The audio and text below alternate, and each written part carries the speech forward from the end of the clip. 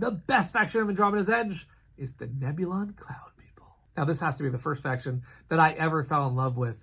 You see, as designers Luke and Maximus are swirling around these amazing mechanisms, I wanted to know the lore. I wanted to know why these factions are coming to Andromeda, and that's when Luke told me all about the Nebulons. The Nebulons come from a system of great gas giants, and they've become masters of mining these planets for fuel. They're lured to Andromeda for the mysterious nebulae crackling with energy. For science! They're going to milk this galaxy for everything it's got.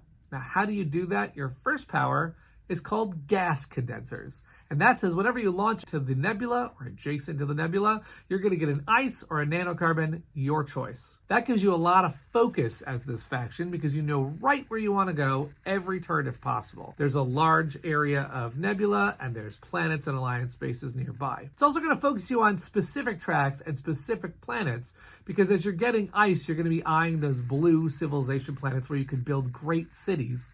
And as you're getting nanocarbon, you're aware that those green carbonous planets are the perfect place to build observatories. Or you're going to push up the civ track to get cards and up the science track to make great discoveries. But where the faction really sings is in its second power called Drift. Now, Drift is probably the reason why we put this faction in the expansion and listed it as rank 2 in the appendix. It's not that Drift is hard, it's just that it takes some getting used to. And the way that Drift works is, as you launch a ship, you can move one of your other ships, not that ship, a distance of its range away before you take the action of your launch. Now, that has a lot of interesting ways that you can use that. But even before we get to some of those with your special ship upgrade, let's talk about the fact that your fighters, your science vessel, and your heavy cruiser all have a decent amount of range, which means that as you're launching a ship near the nebula to get resources, you can move your fighter away to position yourself near somewhere else where you want to go. Get into the heart of the action. Now, a lot of people will confuse that with a launch. The ship that's drifting is not launching, so therefore it doesn't activate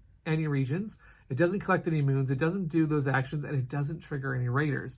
Meaning you can slip right by certain bad actors in the Andromeda's Edge galaxy. So you're going to use this drift power to get all across the board. Where that becomes even better is with the ship upgrade called the Cloud Scrapers. See, the Nebulon Cloud people have a transport upgrade, which means all 6 of your transports are going to get this ability to voyage into the nebula. And that's what you want to do, right? Because you're now going to have this power to grab all the moons out of the nebula, peer at the events, and make sure the ones that you want to see next.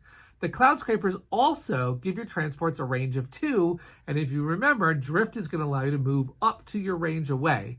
This is where Drift and Cloud Scraping really mesh together, because one of the key moves that the Nebulon Cloud people can do, keep your eye on the development office, you're going to want to launch to the development office and then drift a transport to a planet.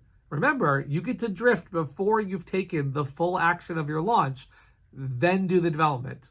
Basically, you can sneak right under people and develop without them realizing it. This is normally reserved just for tactics cards and cool plays, but you're going to have that at your disposal with your Cloud Scrapers at any time. Now, the tricky part about the Cloud Scraping is that to get that upgrade, you're going to want to push up the industry track, which is not one of the 2 tracks that you're focused on.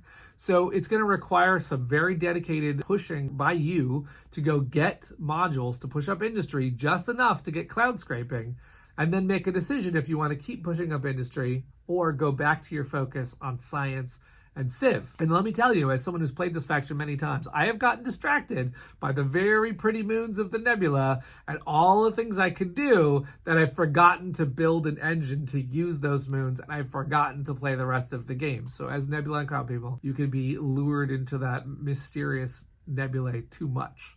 But if you can harness the power of the nebula and you can really push to get this faction all over the map with your drift, you're going to control the board and you're going to have tons of resources doing it. So I love the Nebulon Cloud people. I think it's absolutely one of my favorite factions because at the beginning of the game, I think about all the possibilities, all the ways that I can be gaining ice and nanocarbon and using my drift with my cool Cloud Scrapers to own this game. If I can manage to stay focused, I think the Nebulon Cloud people are definitely a threat in Andromeda's Edge.